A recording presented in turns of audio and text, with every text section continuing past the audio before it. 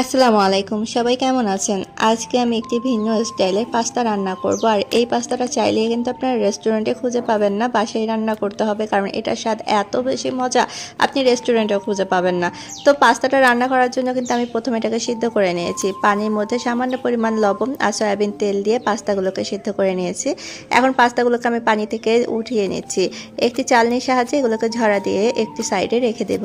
আর অন্যদিকে আমি একটি পেলায় নিয়েছি মুরগির মাংস। এখানে আমি মুরগির বুকের মাংস নিয়েছি, একটু লম্বাটে সাইজ করে কেটে নিয়েছি। এখন এগুলোকে ম্যারিনেট করার জন্য আদা বাটা, রসুন বাটা দিয়েছি ধনিয়া গুঁড়া, কালো গোলমরিচের গুঁড়া, লবণ, জিরার গুঁড়া, হলুদের গুঁড়া আর মরিচের গুঁড়া। খুব ভালোভাবে এগুলোকে মাখিয়ে আমি একটি সাইডে রেখে দিচ্ছি। আর অন্যদিকে আমি এখানে নিয়েছি সেদ্ধ করা পাস্তাগুলো, দেখতেই পাচ্ছেন, একটি প্লেটে তুলে নিয়েছি। আর আছে এখানে কিছু সবজির মধ্যে এখানে আছে গাজর আর বরবটি, এটা আমি আগে থেকেই সেদ্ধ করে ফ্রিজে রেখে দিয়েছিলাম। টমেটো কুচি, ক্যাপসিকাম কুচি আর রসুন কুচি, কাঁচামরিচটাকে আমি অর্ধেক করে মধ্যে থেকে টুকরো করে নিয়েছি। এভাবে ফ্লেভারটা ভালো আসবে আর ঝাল ঝাল লাগবে। আর সেই ম্যারিনেট করা মুরগির মাংসটা আছে। এখন রান্নার জন্য চলে যাচ্ছি। বড় একটি হাঁড়ি নিয়ে নিয়েছি আর সেটাতে সয়াবিন তেল দিয়ে মুরগির মাংসটা দিয়ে দিয়েছি। এখন খুব ভালোভাবে সেই ম্যারিনেট করা মুরগির মাংসটাকে ভেজে নিচ্ছি তেলের মধ্যে। আর এই রান্নাটার সময় কিন্তু চুলার আঁচ আমি একদম হাই ফ্লেমে রেখেছি, মিডিয়াম বা লোতে দেইনি। এখন সেই রসুন কুচি দিয়ে দিচ্ছি। রসুন কুচিটাকেও মুরগির মাংসের সাথে খুব ভালোভাবে ভাজা করে নিচ্ছি। আর এই রান্নাটা করতে কিন্তু খুব বেশি সময়ের প্রয়োজন হয় না, যেহেতু হাই ফ্লেমে রান্না করছি। আর মুরগির মাংসটাও খুব তাড়াতাড়ি সেদ্ধ হয়ে গিয়েছে। এখন আমি এখানে কাঁচামরিচ কুচি আর টমেটো কুচিটা দিয়ে দিচ্ছি। এটাকে খুব ভালোভাবে ভাজা করে নেব। যখন টমেটোটা একেবারে গলে যাবে সেই পর্যায়ে আমি বাকি সবজিগুলো এখানে অ্যাড করে দেব।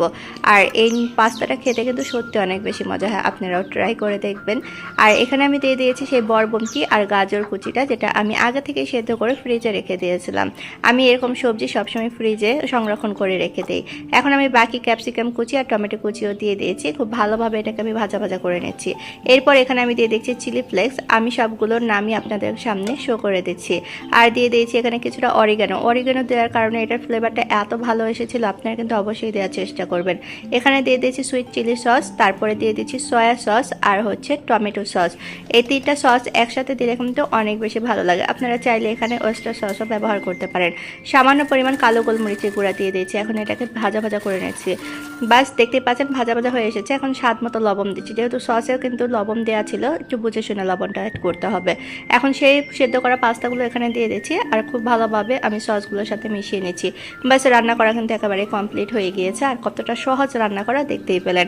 আর পাস্তাটা কিন্তু খেতে অনেক বেশি মজা হয়েছিল আর দেখতে অনেক বেশি লোভনীয় হয়েছিল না। দেখতেই পাচ্ছেন গরম পাস্তা আমি এখানে সার্ভ করে নিচ্ছি। একেবারে ধোঁয়া বের হচ্ছিল আর দেখতে অনেক বেশি লোভনীয় লাগছিল। এর থেকে বেশি খেতে অনেক বেশি মজা হয়েছিল। আমার পরিবারের সবার তো অনেক বেশি মজা লেগেছিল এই পাস্তাটা খেতে। বলছিল যে রেস্টুরেন্টেও এরকম পাস্তা পাওয়া যায় না, ঘরে যেরকম ফ্লেভার এসেছে।